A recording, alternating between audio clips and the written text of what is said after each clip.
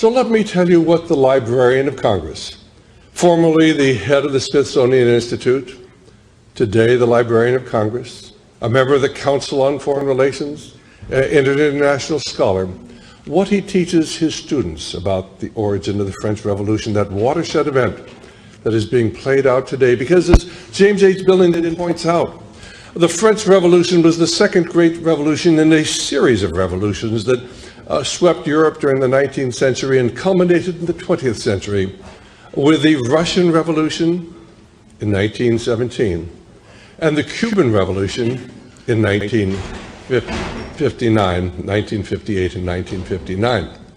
Of course, those revolutions continue, and you really can't understand why it is that we're not trying to close our borders and we're allowing just unbridled and unlimited immigration into America. You can't understand what we're really doing over in Iraq. You can't understand why everything our government is doing seems to be directed towards destroying the value of our currency. You can't understand anything that's going on today unless you understand the background of the French Revolution and what James H. Billington wrote. So let me summarize what he said. The revolutionary faith was shaped not so much by the critical rationalism of the French Enlightenment as by the occultism and proto-romanticism of Germany. This faith was incubated in France during the revolutionary era within a small subculture of literary intellectuals who were immersed in journalism, fascinated by secret societies, and subsequently infatuated with the ideologies of a secular surrogate for religious belief. The flame of faith had begun its migration a century earlier when some European aristocrats transferred their lighted candles from Christian altars to occult Masonic lodges. The flame of occult alchemy, which had promised to turn dross into gold, reappeared at the center of circles seeking to recreate a golden age. Bavarian Illuminists plotting against the Jesuits, French Philadelphians plotting against Napoleon, and then, of course, the Italian charcoal burners plotting against the Habsburgs. So it's so important that you begin to understand that the foundation of the French Revolution was really in secret societies and in occultism.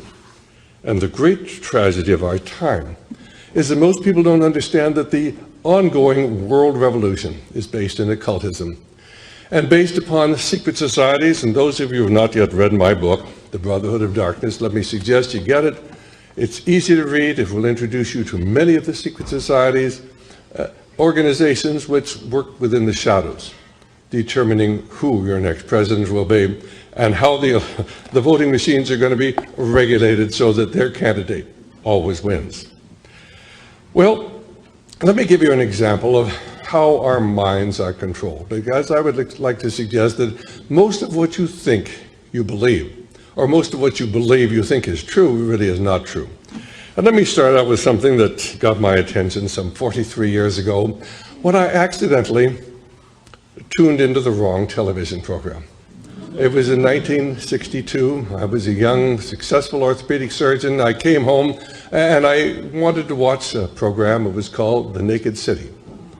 There were 8 million stories in The Naked City. That's how it started. And it was a fascinating detective story, but I got the wrong person. Here was an old man up there on the television screen, and he was talking about the fact that the United States was not a democracy.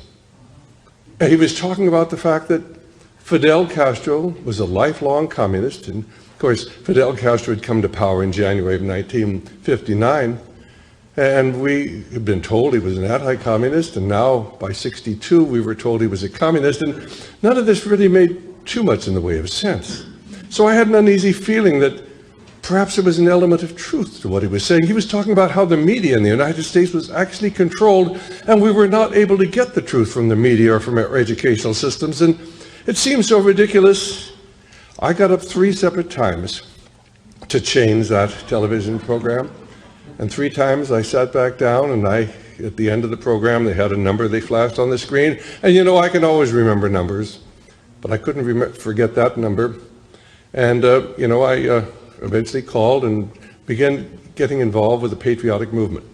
One of the things that really impressed me most was the fact that America was not a democracy. Now, I was a graduate of the University of California. I graduated with honors. I had a Phi Beta Kappa key. I really thought I was pretty smart, but as you get older, you begin to realize how foolish you really are because you've accepted what everybody has been telling you.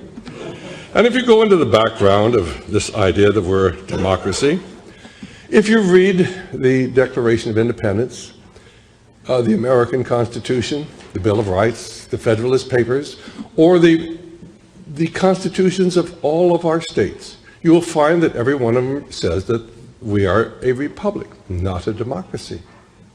In fact, if you read the Federalist Papers, you will find that the only thing that says in the Federalist Papers about our form of government is the last thing we want is a democracy.